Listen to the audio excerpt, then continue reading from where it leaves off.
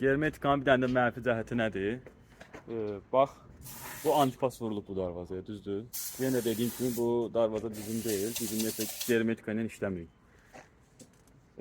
Bəzi şeylər var ki, antipas vurulandan sonra kontrol olunur. Məsələn, deşiklər qalır. Yəni o dəmirdə bilinmir. Antipası vurursan, antipasdan sonra aydın bilinir harasında nə var, nə satışmır. Və şpaklyovkanı işləyəndə onun deşiklərini yenidən antipasdan sonra işləmək olur. İndi məsəl üçün bax burada deşik qalıb, bax. Bilmiyorum, sən də görsən. Bax burada bunlar.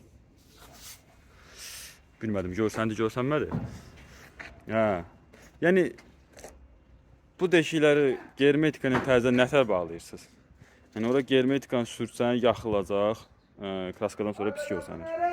Sürtməsən belə deşik qalır. Yəni düz deyə amertonla vurursan, örtürsən, bas keçirirsən, yəni o klient onu ümumiyyətlə bilmir. Yəni anlayışı olmayan insan heç sonra fikir də verməyəcək, heç onu görməyəcəkdir. Amma adam da biraz öz işindən biraz nətər deyim, yəni həzz alar da, bir gördüyü işindən, yəni özü maraqlı deyilsə, mümkün deyil, yəni oradan bir normal iş çıxsın.